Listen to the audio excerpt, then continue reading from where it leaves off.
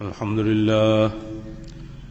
لله رب العالمين الرحمن الرحيم مالك يوم الدين يا أيها الذين آمنوا اتقوا الله حق تقاته ولا تموتن إلا وأنتم مسلمون يا أيها الناس اتقوا ربكم الذي خلقكم من نفس واحدة وخلق منها زوجها وبث منهما رجالا كثيرا ونساء واتقوا الله الذي تساءلون به والأرحام إن الله كان عليكم رقيبا يا أيها الذين آمنوا اتقوا الله وقولوا قولا سديدا يصلح لكم أعمالكم ويغفر لكم ذنوبكم ومن يطع الله ورسوله فقد فاز فوزا عظيما أما بعد فقد قال الله تعالى في الكلام المجيد فأعوذ بالله السميع العليم من الشيطان الرجيم بسم الله الرحمن الرحيم أفمن شرح الله صدره للإسلام فهو على نور من ربه فويل للقاسية قلوبهم من ذكر الله أولئك في ضلال مبين সূরা জুমার 22 আয়াত। যাবতীয় হামদ ও সানা আল্লাহ রাব্বুল আলামিনের জন্য এবং যাবতীয় দরুদ ও সালাত শেষ নবী মুহাম্মদ রাসূলুল্লাহ সাল্লাল্লাহু আলাইহি ওয়াসাল্লামের জন্য। আজকের পৃথিবী নিষ্ঠুরতার পৃথিবী, আজকের পৃথিবী মানুষের হৃদয় রুক্ষতার পৃথিবী, আজকের পৃথিবী হিংস্র হায়নাদের পৃথিবী হয়ে গেছে। তুচ্ছ কারণে মানুষ মানুষকে হত্যা করছে, কারণ ছাড়াই মানুষ মানুষকে হত্যা করছে, যাকে যা খুশি ভাষায় গালিগালাজ করছে, মিথ্যা অপবাদ দিচ্ছে, দেশে দেশে অশান্তির বন্যা বয়ে যাচ্ছে। পার্শ্ববর্তী আমাদের আরাকান রাজ্যে রোহিঙ্গা মুসলিম শিশুদের উপরে যে জুলুম চলছে তো কোনো মানুষ বরদাস্ত করতে পারে না। আমরা টিভি দেখি না, যারা দেখেছেন তারা আমাদেরকে শুনেছেন কালকে আসার পরে যে কোনো মানুষ সহ্য করতে পারে না। ছোট্ট বাচ্চা 1-1.5 বছর বয়স একটু হাঁটতে শিখেছে, তাকে লাথি মেরে ফেলে দিচ্ছে দূরে, আবার বলা হচ্ছে দৌড়িয়ে আমার দিকে আসো, দৌড়িয়ে আসছে, আবার লাথি মেরে ফেলে দিচ্ছে দূরে, আবার আসছে কাছে। এবার যখন ছেলেটা চিৎকার দিয়ে কাঁদছে তখন উঁচু করে ঘাড় আর মাথা ধরে জোর করে মোড়া দিয়ে কট করে ভেঙে দিচ্ছে, অতঃপর তাকে আগুনে ছুড়ে মারছে। এই দৃশ্য দিয়ে তারা হাসতে হাসতে এটাকে আবার ইন্টারনেটে ছেড়ে দিচ্ছে। কোন মানুষ কি পারে? এদেরকে যদি মানুষ বলা হয় তাহলে অমানুষ কাকে বলা হবে? তাই আজকের কোরআন থেকে আপনাদের সামনে হৃদয়ের রুক্ষতা, তার কারণ ও তার প্রতিকার সম্পর্কে কিছু কোরআনের আয়াত এবং হাদিস তুলে ধরব, যাতে অন্তত মানুষের অন্তরে কিছুটা হলেও নরমি আসে, নম্রতা আসে, মানুষ মানুষকে মানুষ হিসেবে গণ্য করে। ওই ছোট্ট বাচ্চা ও তো ইসলামও বোঝে না, বৌদ্ধও বোঝে না, এরপরও তারপরে যারা এই জুলুম করে তারা কোন ধরনের? বৌদ্ধরা বলে অহিংসা পরম ধর্ম, ঠিক না? এটা কি অহিংসার লক্ষণ? মুসলিম শিশু তাদেরকে এই দুনিয়াতে বাঁচার অধিকার নাই? শুধু রোহিঙ্গারা কেন, বাংলাদেশের এই শান্তির দেশেও কি অবস্থা হচ্ছে? পত্রিকা খুললেই নতুন নতুন তথ্য আপনার সামনে আসবে। গত জুমায় বলছিলাম মাত্র 100 টাকা, তো কামলা খাটার দাম বাকি আছে, চাইতে গেছে যুবক ছেলেকে বাড়ির সামনে সবার সামনে পিটিয়ে মেরে ফেলে দিছে একেবারে। কেন সে টাকা চাইতে আসলো? ওর প্রেস্টিজে লেগেছে। এগুলো কি নিষ্ঠুরতা নয়? ছেলে বাপকে হত্যা করছে, ভাই ভাইকে হত্যা করছে, মায়ের বুকের উপরে চড়ে ছেলে মাকে জবাই করে দিচ্ছে 1 বিঘা জমির জন্য। আর কি চান? এই যে ইলেকশন চলছে দেখেন না, কি সুন্দর হেডলাইন, ভাই ভাইয়ের বিরুদ্ধে, স্বামী স্ত্রীর বিরুদ্ধে, ছেলে বাপের বিরুদ্ধে কাউন্সিলর পদে দাঁড়িয়েছে নারায়ণগঞ্জে। কি চমৎকার হেডলাইনগুলো আসছে। প্রচলিত এই তন্ত্র মন্ত্র মানুষকে এমনি করে পরস্পরের হানাহানি, হিংসা, অহংকারে মত্ত করে দিচ্ছে। ক্ষমতার মোহে ছেলে বাপকে মেরে দিচ্ছে, মিথ্যা অবাদ দিচ্ছে, একটু জমির জন্য হত্যা করছে। এর চেয়ে দুনিয়া না সাইতে ভালো ছিল। তাই সার্বজনীন এই অবস্থা দেখে এই পৃথিবীতে বেঁচে থাকাটাই এখন মনে হচ্ছে অত্যন্ত ভয়ঙ্কর একটা বিপদ। কেউ কেউ বলেন বেঁচে থাকাটাই আমাদের জন্য চান্সের ব্যাপার, মরে যাওয়াটাই স্বাভাবিক। আসুন এ বিষয়ে আমরা দেখি আল্লাহ পাক কি বলছেন। সূরা জুমার 22 আয়াতে আল্লাহ বলছেন, ফামান শারাহাল্লাহু সাদরাহু লিল ইসলাম ফাহুয়া আলা নূরিম মির রাব্বিহ। আল্লাহ পাক যার হৃদয়কে প্রশস্ত করে দিয়েছেন ইসলামের জন্য, সে ব্যক্তি তার প্রতিপালকের পক্ষ থেকে নূরের মধ্যেই বসবাস করে। বলুন আলহামদুলিল্লাহ। আল্লাহ পাক মেহেরবানি করে যার অন্তরকে ইসলামের জন্য প্রশস্ত করে দেন, ফাহুয়া আলা নূরিম মির রাব্বিহ, সে তার রবের নূরের মধ্যেই থাকে, নূরের উপরেই থাকে। কি যাতবার মনে করেন নাকি? ফাওয়াইলুল লিল কাসিয়াতি কুলুবুহুম মিন যিকরিল্লাহ। ধ্বংস হলো ওই সমস্ত রুক্ষ হৃদয়ের মানুষদের জন্য যারা আল্লাহ স্মরণ থেকে তাদের অন্তর দূরে থাকে। ফাউলাইকা ফি দালালিন মুবিন, এরা স্পষ্ট ভ্রান্তির মধ্যে রয়েছে। দূর অতীতে একবার স্মরণ করুন, মুসা আলাইহিস সালাতু ওয়াস সালামের সময় যখন কওমের একজন নেতার ছেলে তার চাচাকে হত্যা করেছিল সম্পত্তির লোভে, অতঃপর নিজেই বাদী হয়ে গোত্র নেতার কাছে আপিল করেছিল যে আমার চাচাকে হত্যা করা হয়েছে, আপনি বিচার করুন। নেতারা তো নেতাদের দিকে টেনেই সালিশ করে, কোনো মতেই নেতারা তাদের আর এক নেতার ছেলেকে হত্যা করার পক্ষে রায় দেয়নি। অবশেষে তারা নবী মুসার কাছে বিচারটা দিলেন। মুসা আলাইহিস সালাতু ওয়াস সালাম আল্লাহর হুকুমে বললেন, তোমরা একটা বড় ভালো গরু জবাই করো, গাভী জবাই করো, গাভী জবাই করে তার গোশত ওই মৃতদেহের উপরে মারো। কিন্তু ওরা এটা করবে না, ওরা জানে যে মুসা নবী, ও যা বলেছে ঠিক ঠিক হয়ে যাবে, ওই গাভী ঠিক হক কথা বলে দেবে, তাহলে আমি ধরা পড়ে যাব। খুব টাল বাহানা করলো, একবার বললো কেমন গরু, তার রং কি, এই আবল তল করে করে অনেক দেরি করলো। অবশেষে একটা গাভী তাদের জবাই করতেই হলো। করার পরে যখন ওই গাভীর গোশত তাকে মেরে দেওয়া হলো, ওই মৃত ব্যক্তি জীবন্ত হয়ে গেল এবং বলে দিল আমাকে হত্যা করেছে আমারই ভাতিজা, অর্থাৎ যে এই মামলার বাদী। এই নাম সূরা বাকারা যে নামটা হয়েছে কিন্তু এই ঘটনার প্রেক্ষিতে। বাকারা মানে কি? গাভী না?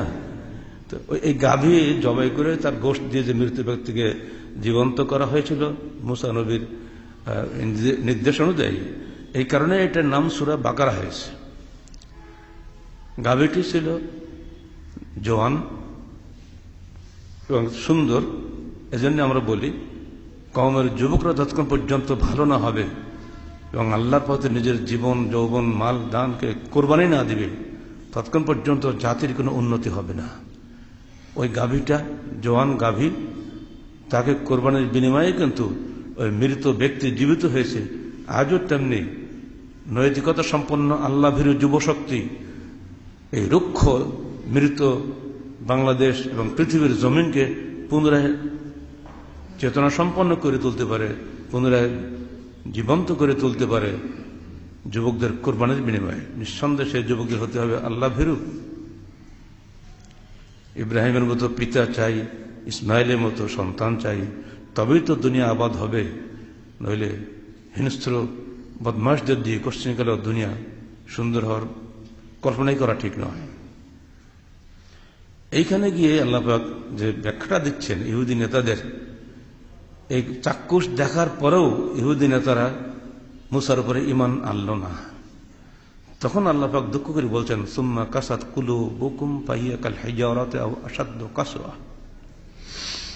তোমাদের অন্তরগুলো হয়ে গেল রুক্ষ, শক্ত, এমন শক্ত, ফাহিয়া কাল হিজারা, পাথরের মতো শক্ত, আও আশাদ্দু কাসওয়া, পাথরের চাইতেও শক্ত। কারণ ওয়াইন্না মিনাল হিজারাতি লামা ইয়াতাফাজ্জারু মিনহুল আনহার, পাথরের মধ্যে এমন এমন পাথর আছে যেখান থেকে ঝর্ণা প্রবাহিত হয়। ওয়াইন্না মিনহা লামা ইয়াশাক্কাকু ফায়াখরুজু মিনহুল মা, ওয়াইন্না মিনহা লামা ইয়াহাবিতু মিন খাশিয়াতিল্লাহ, পাথরের মধ্যে এমন পাথর আছে যেখানে গাছ উৎপন্ন হয়, যেখান থেকে পানি নির্গত হয়। আবার কোনো কোনো পাথর আল্লাহর ভয়ে পড়ে যায়। কিন্তু এরা এত হিংস্র ইহুদি নেতারা, ওটা কোনোটাই হয় না। এত কিছু আল্লাহর নিদর্শন দেখার পরে ওরা আল্লাহর উপরে ঈমান আনে না, আল্লাহকে ভয় করে না। এবার আপনি মিলিয়ে নেন আমাদের জীবনের সঙ্গে। কারণ আল্লাহ রাসূল বলেছেন, লা তারকাবুন্না সুনানা মান কানা ক্বাবলাকুম, অবশ্যই তোমরা তোমার পূর্ববর্তী উম্মত ইহুদি নাসারাদের মতোই হবে। আর এজন্য আমরা পড়ি সূরা ফাতিহাতে, গায়রিল মাগদুবি আলাইহিম ওয়ালাদ-দাল্লিন, আল্লাহ তুমি আমাদেরকে ইহুদিদের মতো মকজুব অভিশপ্ত জাতির মতো করো না, এবং খ্রিস্টানদের মতো পথভ্রষ্ট জাতির করো না।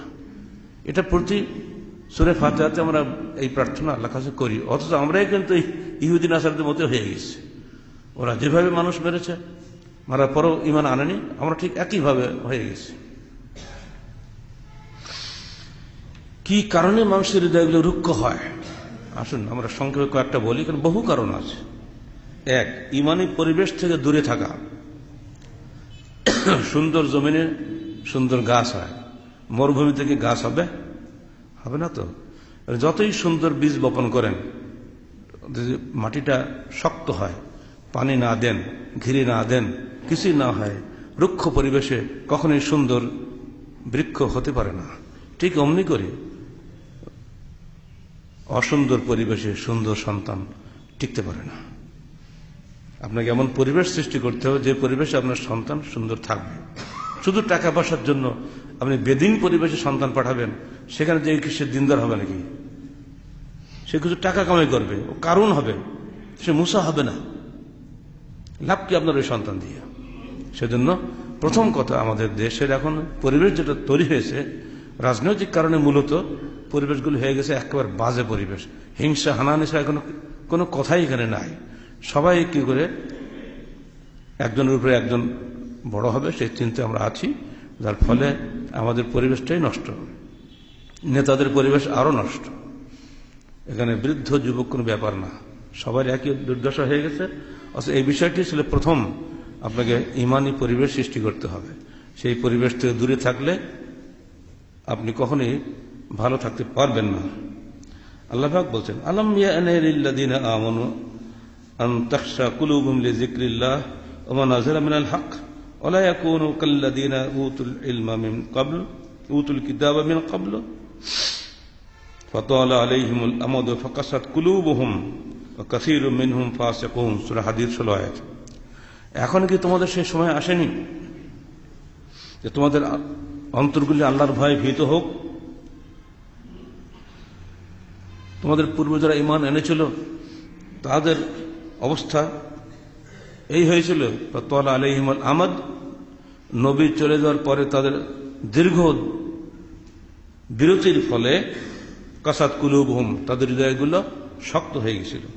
কাসীরুম মিনহুম ফাসিকুন, তাদের বহু লোক ফাসিক হয়ে গেছিল, পাপাচারী হয়ে গেছিল। অর্থাৎ যতদিন নবী থাকেন ভালো থাকেন, নবী চলে গেল বদমাইশি শুরু হয়ে গেল।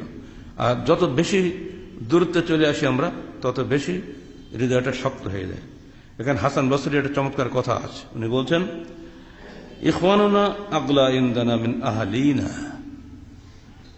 ফাআলুনা ইয়াযকুরুনা দুনিয়া ওয়া ইখওয়ানুনা ইয়াযকুরুনা বিল আখিরাহ। হাসান বসরি বলছেন, আমাদের নিকটে আমাদের বন্ধুরা অনেক অনেক বেশি মূল্যবান আমাদের পরিবারের চাইতে। কারণ আহলুনা ইয়াযকুরুনা দুনিয়া, আমাদের পরিবার আমাদেরকে দুনিয়ার কথা মনে করিয়ে দেয়। আব্বা টাকা লাগবে, পয়সা লাগবে, বাড়ি ভালো বাড়ি করে দেন, সাইকেল কিনে দেন, ঘড়ি কিনে দেন, গাড়ি কিনে দেন, এইসব তালই থাকে। ওয়া ইখওয়ানুনা ইয়াযকুরুনা বিল আখিরাহ, আমাদের ভাইরা আমাদেরকে আখিরাতের কথা স্মরণ করে দেয়।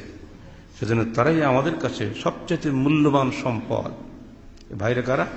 হাসান বসরি যেমন মানুষ, তার বন্ধুরা তো তেমনই মানুষ। হাসান বসরি প্রখ্যাত তাবি সাহাবি যারা ছিলেন নেককার মানুষ, তারা সবসময় কথায় কথা গেলে আখিরাতের কথাই বলতেন, তাহলে অন্তরটা ভালো থাকত। একদিন ইবনে মাসউদ চলেছেন রাস্তা দিয়ে, সঙ্গে আনাস বিন মালিক আছেন, যাই তোমরা থামো, আমরা একটু আখিরাতের স্মরণ করি। বসে গেলেন। ইবনে মাসউদ বলছেন, দেখো মানুষ কেন দুনিয়াকে বেশি ভালোবাসে আর কেন আখিরাতে দূরে থাকে জানো? আপনি বলুন। বলে এই জন্য যে দুনিয়াটা সামনে দেখতে পায় টাটকা একবারে, আর আখিরাতটা দেখতে পায় না। আর যদি ওরা একবার আখিরাতকে দেখতো, যদি জান্নাতের স্বাচ্ছন্দ্য সুরভি সম্ভার যে একবার ওর চোখে দেখতো, কখনোই দুনিয়ার নামও করতো না। কারণ আখিরাতের জান্নাতের একটা ছড়িয়ে রাখার জায়গা, সমস্ত পৃথিবীও তার মধ্যে সব কিছু চাইতে উত্তম। কিন্তু এরা তো জানে না, যেহেতু আখিরাত দেখতে পায় না, এজন্য দুনিয়ার এসে আবল তল নিয়ে একটা পাগল হয়ে থাকে। দেখেন তারা কিন্তু জিকির করছেন কিভাবে? চলতে চলতে বন্ধুরা একসঙ্গে বসে আল্লাহর স্মরণ করলেন এভাবে। আর আমরা জিকির করি কিভাবে? হু হু হু হু করে ফানাফিল্লা বাকাবিল্লা হয়ে চলে যাই। এই জিকির আর ওই জিকির কি এক? জিকির অর্থ স্মরণ করা। সে স্মরণের জন্য আপনাকে অনুষ্ঠান দরকার নেই, যে কোনো সময় আপনি বসবেন। আর এই কারণে মিটিং মজলিস শেষে দোয়া পড়তে হয়, সুবহানাকাল্লাহুম্মা ওয়া বিহামদিকা আশহাদু আল্লা ইলাহা ইল্লা আনতা আস্তাগফিরুকা ওয়া আতুবু ইলাইক। এই যে দোয়াটা কত চমৎকার!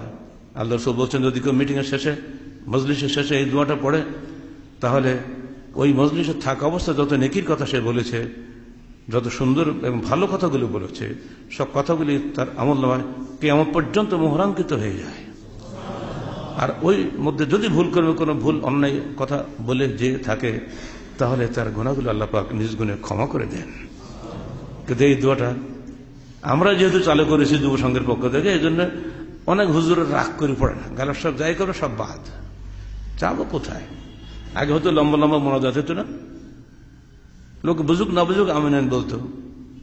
এখন তা না, যার মোনাজাত সেই করেন। আপনার মনের কামনা, আপনার ছেলেটা অসুস্থ, তার চিকিৎসার জন্য, তার রোগ আরোগ্য করাটাই আপনার কামনা। আপনার মনের কামনা আপনার মামলায় ফেসে গেছেন, মামলা যেন জিততে পারে, আপনার মনের কামনা আর একটা রকম। এক একজনের এক এক কামনা বাসনা। অর্থাৎ ইমাম সাহেব বলে দিলে কি অবতল পড়ে গেল, আমি আমিন বলেই চলে গেলেন। তা আপনার কথা কি ইমাম সাহেব জানে? চলছে, চলবে, এটাই হলো দেশের রেওয়াজ।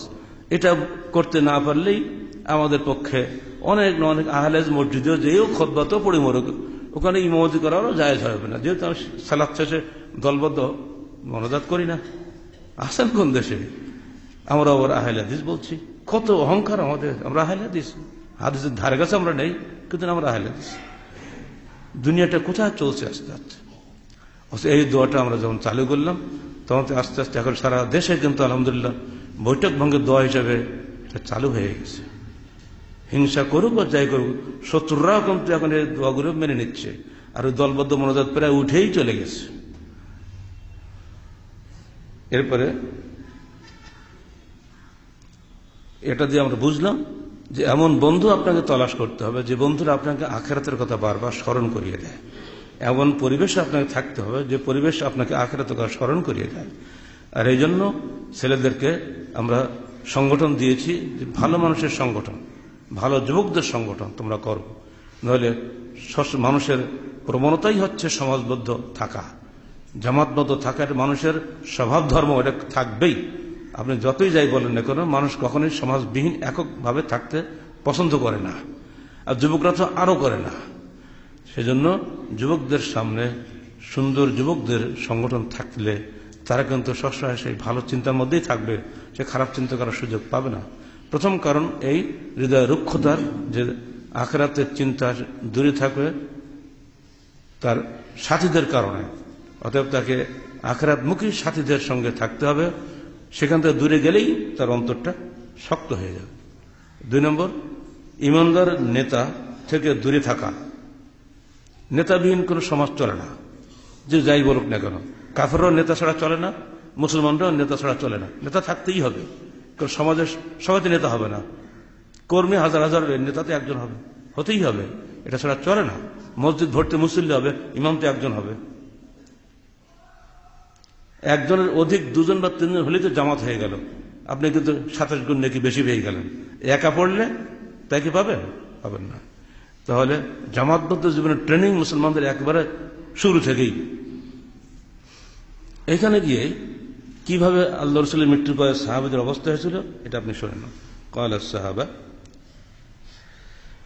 বাদা ওফাতিন নবী সাল্লাল্লাহু আলাইহি সাল্লাম, তারা বলতেন নাহানু কাল গানাম ফিল লাইলাতিশ শাতিয়া, আমরা এখন হয়ে গেছি প্রচন্ড শীতের রাতে দিকহারা বকরির মতো।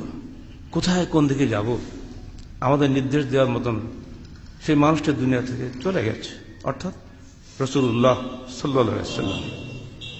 তার মৃত্যুর পর সাহাবাদের অবস্থা এরকম হয়েছিল। যতক্ষণ আবু বকর সিদ্দিক খলিফা না হয়েছেন ততক্ষণ তাদের মধ্যে স্বস্তি হয় নাই। শিগগির নেতা দাও, তারপরে যে জানাজা হবে। আল্লাহ রাসূলের জানাজা কি মৃত্যুর পরপরই হয়েছিল? তা কিন্তু হয়নি।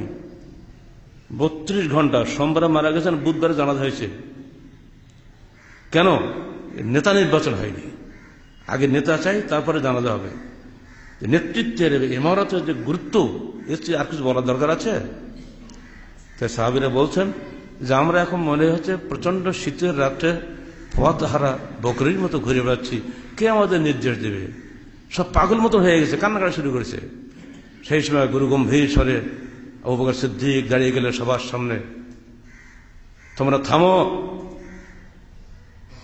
মান কানা মিনকুম ইয়াবুদু মুহাম্মাদান ফাইন্না মুহাম্মাদান ক্বাদ মাত ওয়া মান কানা ইয়াবুদুল্লাহ ফাইন্নাল্লাহা লা ইয়ামুত আফা ইম্মাতা আও কুতিলা আনকালাবতুম আলা আকাবিকুম। হে জনগণ, হে শোক সন্তপ্ত সাহাবীরা, শুনে রাখো, যে ব্যক্তি মুহাম্মদের ইবাদত করতে, শুনে রাখো মুহাম্মদ মারা গেছেন। আর যে ব্যক্তি আল্লাহর ইবাদত করতে, শুনে রাখো আল্লাহর কখনোই মরেন না। এবার তিনি কোরআন আয়াতটা পড়লেন, সূরা আলে ইমরান 149 আয়াত।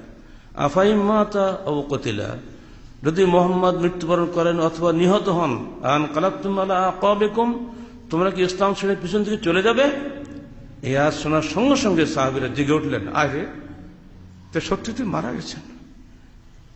ওমর ফারুক দাঁড়িয়েছিলেন, ধাপ করে বসে পড়লেন।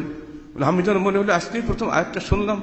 আবু বকর এমন করে গম্ভীর স্বরে আমার কথা বললেন, আমরা সম্বিত ফিরে পেলাম। দেখেন নেতা কেন লাগে। ওমরের মতো সাহাবী যেখানে, ওসমানের মতো সাহাবী যেখানে, আলীর মতো সাহাবী যেখানে, আল্লাহ রাসূলের মৃত্যু সব পাগল পারা হয়ে গেছে, কিন্তু একজন মানুষ ধীরে স্থির ভাবে এসে চমৎকার একটা ভাষণ দিলেন, সমস্ত সাহাবীরা সম্বিত ফিরে পেল। পরেই তার হাতে বায়াত করে তার আমির হিসেবে তারা বরণ করে নিয়ে খলিফা কায়েম করে দিলেন, এবং তার মাধ্যমে ইসলামী খেলাফত শুরু হয়ে গেল। সব জায়গাতেই এটা প্রয়োজন।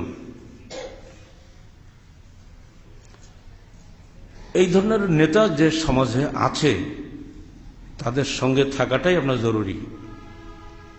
যদি সেখান থেকে দূরে চলে যান, অন্তরটা শক্ত হয়ে যাবে। অন্তর শক্ত হওয়ার তো গুরুত্বপূর্ণ কারণ হচ্ছে কিন্তু এটাই। যেমন সংসারের পিতা, বুড়ো মানুষ, কিচ্ছু কাজে লাগে না, কোনোই কাজে লাগে না, কিন্তু ছাতা, ওটাই ছাতা। নৌকা চলছে, পিছনে একজন হাল ধরে বসে আছে, চুপচাপ কুচবাগের মতো, কোনো কাজ নেই, কিন্তু হাল কিন্তু তার হাতে। দাঁড় বাচ্ছে, সে দাঁড় বাইছে, 10 জন 20 জন দাঁড় বেয়ে যাচ্ছে, কিন্তু হাল ধরে আছেন একজন। যে কোনো বিপদে আপদে দেখি মুরব্বী কি বলেন, এটুকু বলার জায়গা তো তার আছে। এইভাবে একটা সমাজ সুশৃঙ্খল ভাবে চলে। আর যখন ওই নেতা না থাকবে তখন শেষ হয়ে যাবে। যান রাজনীতির ক্ষেত্রে, যখন জঙ্গিরা বলল আল্লাহ রাসূল আলী ইবনে আবু তালেবকে যে আপনি যারা আল্লাহর হুকুম মোতাবেক দেশ চালাচ্ছেন, আপনি তাদের কেন সহযোগিতা করছেন, কেন তাদের যুদ্ধ করছেন না, মুআবিয়ার বিরুদ্ধে যুদ্ধ করছেন না কেন? কারণ আল্লাহ বলেন ইনিল হুকমু ইল্লা লিল্লাহ, আল্লাহ ছাড়া কারো শাসন নাই। তা আপনি মানুষের শাসন মেনে নিচ্ছেন, সালিশি 3 জনকে দিয়ে সালিশ করছেন, এগুলো তো অন্যায়। আল্লাহ কিতাব থাকতে সালিশি কেন? তিনি জবাব দিলেন, দেখো, যদি শাসক অযোগ্যও যদি হয় তথাপি তাকে মেনে চলতে হবে। লাবুদ্দা মিন ইমারাতিন বিররাতান কানাত আও ফাজিরাতান। শাসন ক্ষমতায় নেককার লোক আসতে পারে, বদকার লোক আসতে পারে। যদি বদকার লোক আসেই যদি, তবু সে কিছুই না করুক, তোমার রাস্তাঘাট তো করে দেয়, বিচার রাস্তা তো করে দেয়, তোমার তো কিছু উপকার করে, আর বাকিটা যেটা তো করে না ওটা তুমি আল্লাহর কাছে চাও। তথাপি সমাজে বিশৃঙ্খলা সৃষ্টি করো না। আবু বকর এই আলীর এই বক্তব্য তাদের পছন্দ হলো না, তারা হয়ে গেল সব জঙ্গি, আলীকে হত্যা করে ফেলল। ঠিক ওই আকীদা কিন্তু এখনো আছে। সরকার ফেরেশতা তো হবে না, মানুষ তো হবে। যতই ভালো হোক মন্দ হোক, তার আনুগত্য করাটাই পরিজাতের দায়িত্ব। এই বিষয়ে আল্লাহ রাসূলের দ্ব্যর্থহীন ঘোষণা, অতু আদ্দু ইলাইহিম হাক্কাহুম ওয়াসালুল্লাহ হাক্কাকুম। সরকার জালেম হোক আর যাই হোক, তার হক তাকে দিয়ে দাও, আর তোমার হক আল্লাহর কাছে চাও। সাধ্যমতো সরকারকে সঠিক পথে পরিচালনার জন্য তুমি উপদেশ দাও, পরামর্শ দাও, বিদ্রোহ করো না। এই হাদিসগুলোকে মানে নাকি? সবাই এখন মাশাআল্লাহ নিজেই শক্তি হাতে নিচ্ছে, বোমা মারছে, গুলি করছে, হত্যা করছে, রক্তের বন্যা বয়ে যাচ্ছে দেশে বিদেশে, সর্বত্র ইসলামের নামে জঙ্গি তৎপরতা চলছে, শুধুমাত্র এই অপব্যাখ্যার কারণে। অথচ হাদিস তো খালি একটা মানলে হবে না, বাকিটা তো মানতে হবে। যদি সত্যিকার নেতা সেখানে থাকতো বোঝানোর মতো, তাহলে কোনো সমস্যা হতো না। নাই যেহেতু, আমাদের সমাজ বিশৃঙ্খলা, শুধু এই কারণ, সারা বিশ্বের বিশৃঙ্খলা সমাজ। প্রচলিত ভোটাভুটির মাধ্যমে যোগ্য নেতা কোশ্চিনকালেও আসবে না। ওটা আল্লাহ সৃষ্টি করেন, বান্দা সৃষ্টি করে না। তাকে দিয়ে আপনাকে চলতে হবে। আল্লাহ পাকের মেহেরবানি কার উপর হবে আল্লাহ ভালো জানে। অত আপনার দায়িত্ব তাকে খুঁজে বের করা। আরেকটা কারণ হচ্ছে সে হৃদয় রুক্ষ হওয়ার, উত্তম ইলম থেকে দূরে থাকা। আমরা সবাই লেখাপড়া জানি, এমনকি লেখাপড়া শিখেছি যে লেখাপড়ায় আমার আখিরাতে কোনো কল্যাণ দেয় না, যে লেখাপড়া আমাকে সির্ফ দুনিয়া লোভী হতে শিখায়, কেবল টাকা পয়সা ইনকাম করা শিখায়, আখিরাত ইনকাম করা শিখায় না। যেজন্য আজকের পৃথিবীতে যত অশান্তি হচ্ছে, মূর্খরা কিন্তু পার্সেন্টেজ হিসাব করলে বলা 0.0 বলতে পারবেন। সব শিক্ষিত লোকেরাই করছে, কারণ তাদের কাছে যে শিক্ষা আছে সে শিক্ষা তাদেরকে কেবল আত্মকেন্দ্রিক হতে শিখিয়েছে, স্বার্থপর হতে শিখিয়েছে, নিঃস্বার্থ হওয়া শিখাই নাই। যার কারণে পৃথিবীর দিন দিন সাক্ষরতার হার বাড়ছে, দিন দিন অশান্তির হারও বাড়ছে। আমাদের বাবা দাদারা মূর্খ ছিলেন, কিন্তু তারা অমানুষ ছিলেন না। আজকে আমরা শিক্ষিত হয়েছি, অমানুষ হয়ে গেছি। বড়দের প্রতি সম্মান নাই, ছোটদের প্রতি স্নেহ নাই, নেতাদের প্রতি শ্রদ্ধাবোধ নাই। কি শিখলাম তাহলে জীবনে? ছোট্ট ছোট বাচ্চা যদি বলে তুই কবে যাবি, বিশ্ববিদ্যালয়ের ছাত্র তারা অনার্স ফার্স্ট ইয়ার পড়ে, কতটুকু বয়স ভাই? 19 বছর, 22 বছর, 20 বছর বয়স। জাস্টিস শাহাবুদ্দিনের মতো দেশের সুপ্রিম কোর্টের প্রধান বিচারপতি যেমন প্রেসিডেন্ট ছিলেন, এইরকম একটা উত্তম মানুষকে এই পর্যন্ত তার তুলনীয় কোন নেতা বাংলাদেশে আসেনি। আর ছোট্ট ছোট্ট ছেলে যদি মিছিল করে বলে শাহাবুদ্দিন তুই কবে যাবি, এই ভাষা যারা শিখায় তারা কি মানুষ? আজকে একে বলছে, কাল তোমাকে তো বলবে। ক্ষিপ্ত কুকুর কারোর জন্যই ভালো নয়। আজকে ও ক্ষিপ্ত কুকুর তোমার পক্ষে লড়ছে, কালকে ও তোমার বিপক্ষে লড়বে। অতএব ছোট ছোট বাচ্চাদের নিয়ে এইভাবে হিংস্র তৈরি করা যারা করেন, তারা যেমন দায়ী, সন্তানদেরকেও ঠিক সেমনি সাবধান হওয়াটা জরুরি। আর তাদের যারা পরিবারের প্রধান আছেন, অভিভাবকরা, তাদের জন্য অত্যন্ত গুরুত্বপূর্ণ অপরিহার্য দায়িত্ব এটা। কোন অবস্থায় যেন এই সমস্ত নোংরা পরিবেশে সন্তানরা না আসে। আর এদেরকে ইলম শিখাবেন। যে সমস্ত বইপত্র, যে সমস্ত সাহিত্য মানুষকে আল্লাহর পথে নিয়ে যায়, ওই সাহিত্য আপনি কিনে কিনে তাদেরকে পড়াবেন বাড়িতে, মেয়েদেরকে পড়াবেন, ছেলেদেরকে পড়াবেন। আপনার দায়িত্ব ওই সব সাহিত্য পড়ানো, না পড়ালে আপনি দায়ী হবেন। আজকাল ফেসবুক মানে জঙ্গল, ওখানে একবার ঢুকে সে আর মানুষ থাকে না। ওখানে ভালো পাওয়া যায়, মন্দও পাওয়া যায়। মন্দগুলো বাছাই করে ভালোগুলো গ্রহণ করার সন্তান খুবই কম, কারণ মানুষ সাধারণত অপরাধ প্রবণ, মনটা তুললে খারাপের দিকে। তবুও চেষ্টা করবেন সাধ্যমতো বাঁচানোর জন্য, আন্দোলনের সন্তান ধ্বংস হলে আপনি কিছু করতে পারবেন না। ইসলাম জগতে বড় বড় মনীষীরা বই লিখে গেছেন, তার মধ্যে এসব বিষয়ে আখিরাতের চিন্তা যেসব কিতাবের মধ্যে আসে, সেগুলো আরবিতে লেখা সমস্যা সেখানে। আমরা এখন সেখান থেকে বাংলাগুলো এনে এনে দিচ্ছি। দয়া করে একটু চেষ্টা করে পড়ার চেষ্টা করবেন, কারণ বাংলা ভাষায় এসব কিতাব নাই। ইবনু কাইয়িমের কিতাব আরবিতে লেখা, ইবনু রাজব হাম্বলির কিতাব আরবিতে লেখা, ইবনু তাইমের কিতাব আরবিতে লেখা। এসব বই থেকে কিছু গ্রহণ করা দায়িত্ব ছিল আমাদের, কিন্তু আরবি জানেন বা কজন? আরবি পড়ার পরে অনুবাদ বোঝেন বা কজন? অনুধাবন করাই তো কষ্ট।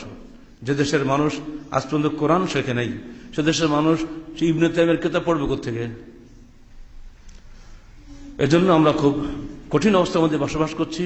শিক্ষার হার বাড়ছে, কিন্তু মানুষের হার বাড়ছে না। বিষয়গুলো খেয়াল রাখবেন। এ বিষয়ে একটা ছোট্ট কবিতা আপনাদের শুনিয়ে দেয় আরবিতে। আহলুল হাদিস হুম আহলুর রসুল ওয়াইন লাম ইয়াসহাবু নাফসাহু আনফাসুহু সাহিবু। যারা আহলুল হাদিস অর্থাৎ হাদিসের অনুসারী, তারা আহলুর রসুল, তারা রসুলের অনুসারী।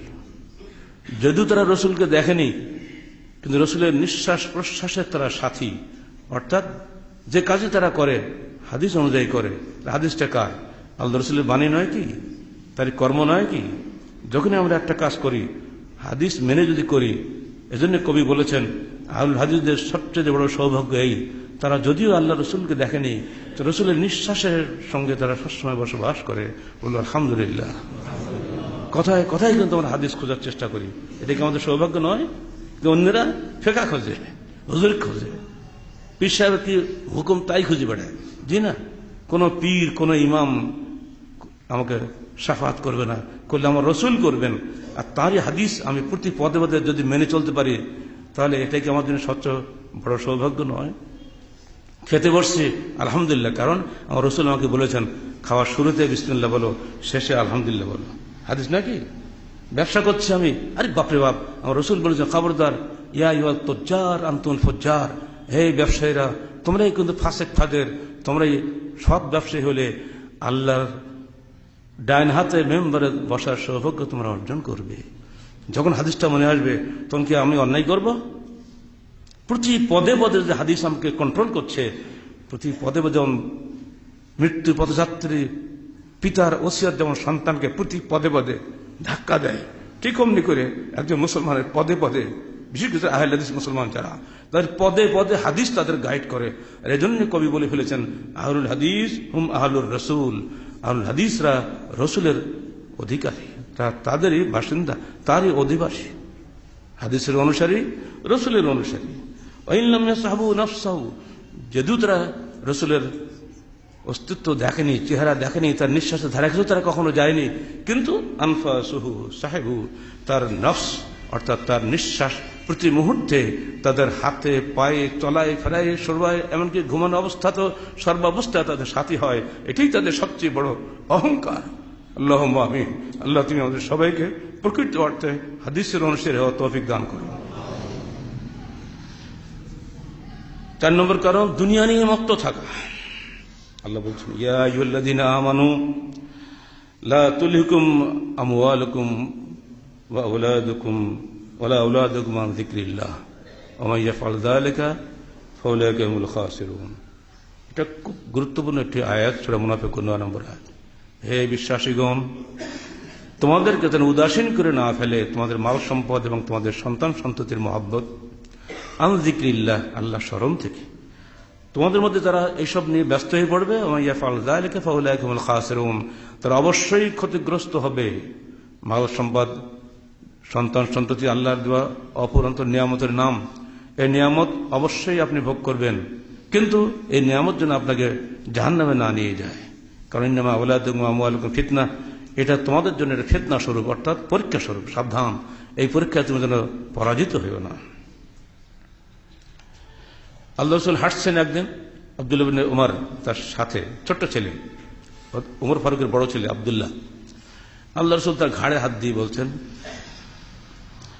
কুন ফিদ দুনিয়া কান্নাকা গরীব ওয়া আবির সাবিল, হে আব্দুল্লাহ তুমি দুনিয়াতে বসবাস করো যেন তুমি একজন আগন্তুক মুসাফির। ওয়া আবির সাবিল, তুমি যেন আগন্তুক, নতুন এসেছো, অথবা তুমি রাস্তার একজন মুসাফির।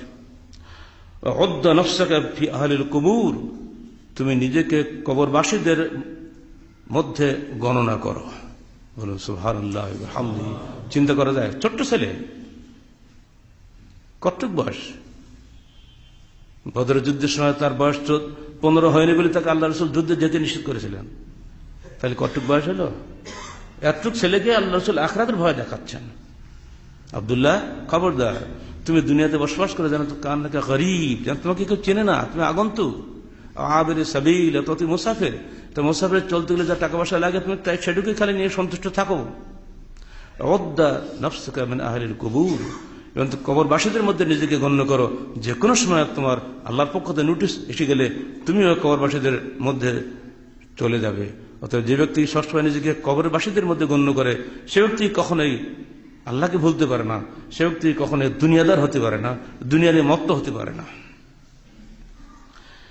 আল্লাহ রাসূল বলেছেন লিকুল্লি উম্মাতিন ফিতনাহ ওয়া ফিতনাতু উম্মতি আল মাল।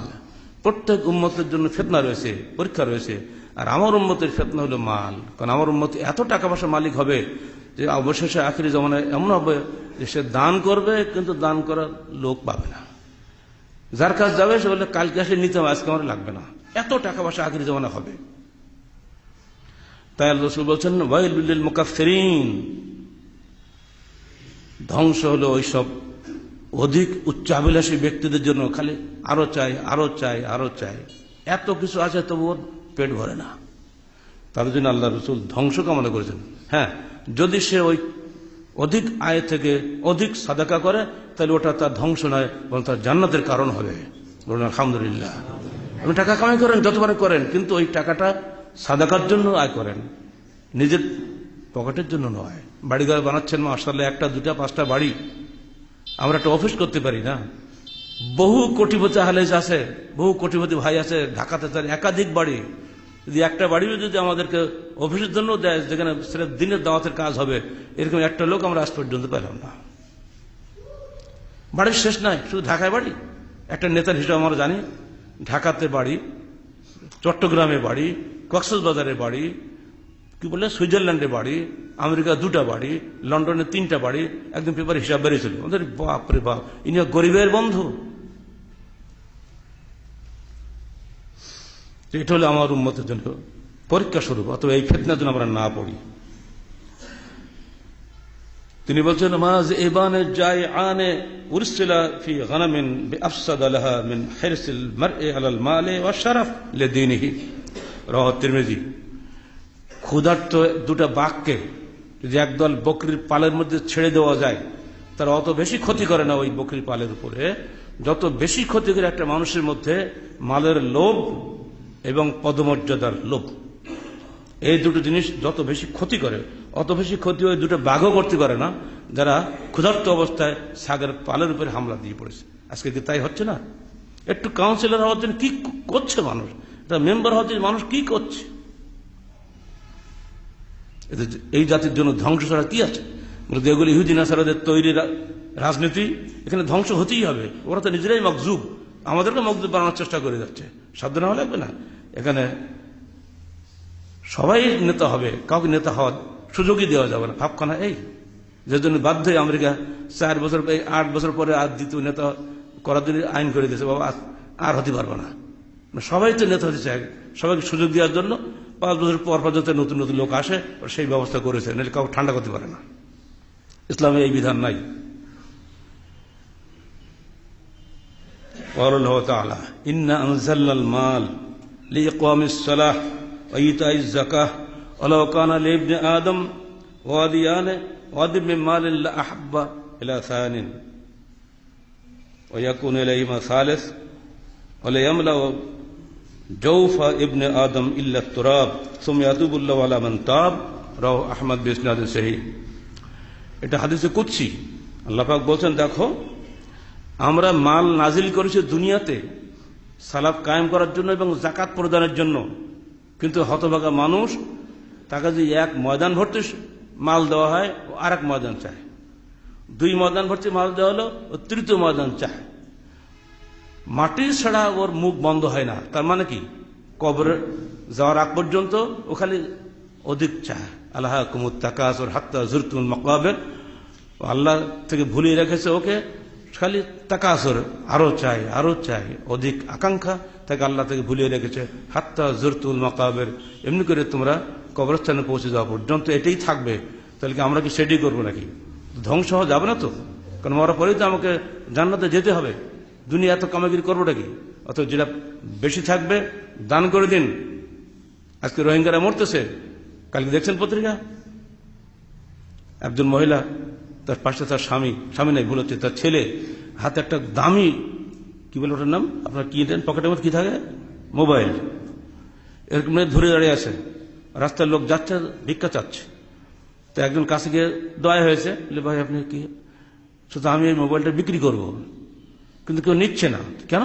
খুব দামি মোবাইল তো। কেন্দ্র করেছে লোকটা, বলে আমি ছিলাম রাখাইনে, আরাকানে অত্যন্ত ধনী একটা মানুষ, আমি সবাইকে ভিক্ষা দিতাম, জীবনে আমি কখনো মানুষকে হাত পাতি নাই। আজকে আমি কিছুই নাই, এক কাপড় বেরিয়ে পালিয়ে চলে আসছি। আসতে গিয়ে পরিবারের আরো 3-4টা সদস্য হারিয়েছি, ওই বর্মী খুনিদের হাতে তারা নিহত হয়ে গেছে। আজ আমার পকেট খালি, বাধ্য হয়ে আপনাদের সামনে এই মোবাইলটা ধরেছি। দয়া করে যদি কিনতেন, আমার পরিবার 3 দিন খায়নি, খেতে পেতাম। এই দৃশ্য বরদাস্ত করা যায়? এটা কেন নিচ্ছে না লোক জানেন? ওটা তো ওর মধ্যে বর্মার ওই সেটনেট সব আছে, ওই বাংলাদেশে তো চলবে না। এই অবস্থা নিত্য নৈমিত্তিক ঘটনা চলছে সেখানে।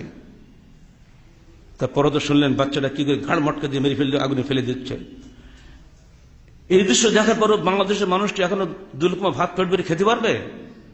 যাদের অন্তরে কোনো সামান্যতম দরদ আছে, সে কখনো ওদেরকে না খাওয়াই নিজে খেতে পারে না। আমরা সেখানে ত্রাণ পাঠিয়েছি, আলহামদুলিল্লাহ প্রতিদিনই 500 টাকা 1000 টাকা আমরা সবাইকে দিচ্ছি, সাধ্যমতো দেওয়ার চেষ্টা করা হচ্ছে। গতকালকে একাংশ পাহাড়ের পারে উঠে, অনেক কষ্ট করে উঠে সেখানে তাদের হাতে আমরা ত্রাণ পৌঁছে দিয়েছি, বলবো আলহামদুলিল্লাহ। প্রতিদিন সেখানে আমাদের ত্রাণ চলছে। আপনারা যত দিবেন তত সেখানে যাবে, সবই হিসাব আছে অ্যাকাউন্টে, সবই যাচ্ছে সেখানে আর এক অ্যাকাউন্টে। সেখানে আমাদের সংগঠন আছে, তারাই সেগুলি করছে। ওই দেশের মানুষ, তারা ওদের ভাষা বোঝে, আমরা তো বুঝি না অত ভালো। আলহামদুলিল্লাহ আমাদের সৌভাগ্য যে শুধু টেকনাফে পর্যন্ত আত্মহারিকের এজেন্ট আছে, বলুন আলহামদুলিল্লাহ। 15-16 বহু লোক আহলেজ হয়ে গেছে, তারা আমাদেরকে কখনো দেখেনি, কিন্তু আমাদের এই ত্রাণ তৎপরতা দিয়ে তারা এতই খুশি, বলে এটাই তো আমরা চাচ্ছিলাম। কোন দলে তো আসছে না এখানে, সবই লম্বা ওয়াজ সবাই করতেছে, কাজের বেলা কাউকে আমরা দেখি না। আমরা আপনাদেরকে আবেদন জানাচ্ছি, যার যা আছে তাই নিয়ে ঝাঁপিয়ে পড়ুন। আমরা তো যেতে পারবো না সেখানে, কিন্তু কিছু টাকা দিয়ে যদি পৌঁছাতে পারি, আল্লাহ কাছে বলতে পারি, আল্লাহ আমাদের কোনো রাজনৈতিক ক্ষমতা ছিল না, তাই তোমার বান্দাদেরকে আমরা অন্তত কিছু টাকা দিয়ে হলে সাহায্য করেছি। এটা যেন আমাদের কালকে যদি মৃত্যু হয়ে যায়, তবু তো আল্লাহকে বলতে পারবো। আল্লাহ পাক আমাদের সবাইকে তাদেরকে সাহায্য করার তৌফিক দান করুন। এখান থেকে বাঁচবেন কি করে? এতে লোভ, এই লোভতে বাঁচার তো ভয় নেই, বাঁচতে হবে আপনাকে, না বাঁচলে জান্নাত পাবেন না। বেশি বেশি মৃত্যুকে স্মরণ করুন। আকসারু যিকরা হাযিমিল লাজ্জাত, তোমরা দুনিয়ার স্বাদ আল্লাহ ধ্বংসকারী বিষয়টিকে বেশি বেশি স্মরণ করো। সেটা কি? আউয়াল মউত, মৃত্যুকে বেশি বেশি স্মরণ করো। 2, সর্বাবস্থায় আল্লাহকে ভয় করুন। ওয়ালামান খাফা মাকাম রাব্বিহি জান্নাতান, যে ব্যক্তি প্রতি মুহূর্তে আল্লাহর অস্তিত্বকে ভয় করে, তার জন্য একটি জান্নাত নয়, তার জন্য আল্লাহ পাক 2টা জান্নাত প্রস্তুত করা আছে। প্রতি মুহূর্তে আপনি আল্লাহকে ভয় করুন, যে কোনো মুহূর্তে আপনার নিঃশ্বাস চলে যাবে। আমার একটা বোন বলল পরশুদিন, দুপুরে ভাত খাচ্ছে ছেলের পাশে বসে, ভাতটা লোকমা গালে তুলতে পারেনি, ছেলের কোলে ঢলে পড়লো, তার জন্য একটা ক্যাপসুল খাওয়াতে হয়নি। এই তো মানুষের জীবন। অতএব আল্লাহকে ভয় করুন, বেশি বেশি কবর জিয়ারত করুন। জানাজার সংবাদ পেলে জানাজায় যান, দেখুন আজকে যে জানাজা পড়ছি, কালকে আমার জানাজাও তার একজন পড়বে। মৃত্যুকে স্মরণ করার জন্য জানাজা অত্যন্ত গুরুত্বপূর্ণ। এই জন্য হাদিসে বলা হয়েছে, যে ব্যক্তি জানাজা পড়ে সে 1 কিরাত নেকি পায়। 1 কিরাত হলে ওহদ পরিবার সমান নেকি পায়। আর যদি কেউ জানাজার সঙ্গে যে কবর দেয়, সে 2 কিরাত নেকি পায়। কেন বলা হয়েছে? শুধু এই কারণে যেন মানুষ মৃত্যুকে স্মরণ করে। আল খাউফ মিন সুইল খাতেমা, সবসময় ভয় করুন আমার শেষটা যেন ভালো হয়। কারণ কাল রাসূলুল্লাহ সাল্লাল্লাহু আলাইহি ওয়াসাল্লাম, ইন্নাল আমালু বিল খাওয়াতিম, যার শেষ আমলটা ভালো তার পরকালটাও ভালো। সারা জীবন বড় দিনদার হলাম, শেষ মুহূর্তটা যদি বেদিন হয়ে যায়, আমার জীবনটা শেষ। অতএব আমাদের যেন শেষ আমলটা ভালো হয়, এজন্য সবসময় আল্লাহর কাছে প্রার্থনা করতে হবে, চেষ্টা করে যেতে হবে। আর যেসব কাজ করলে দিনের চেতনা বৃদ্ধি পায়, সেই সব কাজ আপনারা বেশি বেশি করবেন। দেখলেন না মানববন্ধন করলে মানে সাহেব বাজারে মানুষ খুশি হয়নি? প্রত্যেকটা মানুষের মধ্যে ইমানের জাজবা বেড়ে গেছে। যে দেখছে সে খুশি, সে কিসের আহলে হাদিস কিসের হানাফি, যে কোনো মুসলমান, যে কোনো মানুষ অন্তর থেকে দোয়া করছে আমাদের জন্য যে রাজশাহী আজ পর্যন্ত কোনো সারা শব্দ নাই, আজকে আপনারা যা করলেন আমাদের হৃদয় আনন্দে ভরে গেছে, দেশে বিদেশে সর্বত্র শিহরণ যাচ্ছে। হ্যাঁ, এটি হলো ইমানি মজা। যে কাজ করলে ইমান তেজি হয়, তাজাদ্দুদ হয়, ইমানের প্রতি মুহূর্তে তেজস্বিতা আসে, সেই কাজ আপনি করার জন্য চেষ্টা করবেন। যখনই দাওয়াত পাবেন কোনো ইমানপূর্ণ কাজ করার জন্য তখনই ঝাঁপিয়ে আসবেন, ডানি বা তাকাবেন না, কারণ এর মাধ্যমে আপনার ইমান বাড়বে। এই যে আমরা বলছি রহিমকে সাহায্য করুন, এটা কি ইমান বাড়বে না? যত দিবেন ততই আপনার ইমান বাড়বে। অতএব আপাতত এই 5টি বিষয় আপনাদের তুলে ধরলাম। 1, বেশি বেশি মৃত্যুকে স্মরণ করুন। 2, সবসময় আল্লাহকে ভয় করুন। 3, কবর জিয়ারত করেন, জানাজা পড়েন। 4, শেষটা যেন ভালো হয়, সেই মন্দ পরিণাম থেকে সবসময় ভয় করুন, যেন মন্দ পরিণাম আমার না হয়। আর 5, সবসময় এমন ইমানি কাজে আপনি অংশগ্রহণ করুন যে কাজে ইমান প্রতি মুহূর্তে বৃদ্ধিপ্রাপ্ত হয়। আহলে হাদিস আন্দোলন বাংলাদেশ আহলে হাদিস যুবসংঘ ইমান বৃদ্ধি করার জন্য সমাজে চেষ্টা করে যায়। যে কাজে ইমান নেই, যে কাজে পরকালের নেকি নাই, যে কাজে কোনো উপকার নেই আখিরাতে, সে কাজ আমরা সাধ্যমতো বিরত থাকার চেষ্টা করি। কারণ দুনিয়া নিয়ে মত্ত হলে আমাকে আখিরাত হারাতে হবে। মান কানা ইউরিদু হারসাদ দুনিয়া নাজিদ লাহু ফি হারসিহি, আল্লাহ পাক বলেন যে ব্যক্তি আখিরাতের জন্য চেষ্টা করে তার ফসল আমরা বাড়িয়ে দিই। ওমান কানা ইউরিদু হারসাদ দুনিয়া উতিহি মিনহা, যে ব্যক্তি দুনিয়ার ফসল কামনা করে তাকে দুনিয়াতে সব দিয়ে দিই। ওমা লাহু ফিল আখিরাতি মিন নসিব, আখিরাতে সে কিছুই পায় না। পরিশেষে আল্লাহ পাকের বাণী আবার স্মরণ করে দিই। আল্লাহ বলেন আফামান শারাহা সাদরাহু লিল ইসলাম ফাহুয়া আলা নূরিম মির রাব্বিহ, যে ব্যক্তির সিনাকে বক্ষকে আল্লাহ ইসলামের জন্য প্রশস্ত করে দিয়েছেন, ফাহুয়া আলা নূরিম মির রাব্বিহি, সে তার প্রভুর পক্ষ থেকে নূরের উপরে বসবাস করছে। আল্লাহ পাক আমাদের অন্তর্জগৎ যেন তাওহীদের নূরে আলোকিত করেন। আল্লাহুম্মা আমিন। ফাওয়াইলুল লিল কাসিয়াতি কুলুবুহুম মিন যিকরিল্লাহ, ধ্বংস হলো ওই সমস্ত রুক্ষ হৃদয়ের মানুষের জন্য যারা আল্লাহর স্মরণ থেকে সবসময় দূরে থাকে। উলাইকা ফি দালালিন মুবিন, এই লোকগুলি স্পষ্ট ভ্রান্তির মধ্যে রয়েছে। আল্লাহ পাক আমাদেরকে পথভ্রষ্টদের থেকে বাঁচান, এবং যাদের অন্তরটা জ্যোতির্ময় হয়ে আছে, আখিরাতের আলোয় আলোকিত হয়ে আছে, আল্লাহ পাক আমাদের সকলকে তাদের সাথী হওয়ার তৌফিক দান করুন। আমিন। আকুলু কওলি হাযা আস্তাগফিরুল্লাহ লি ওয়া লাকুম ওয়া লিসাইরিল মুসলিমিন।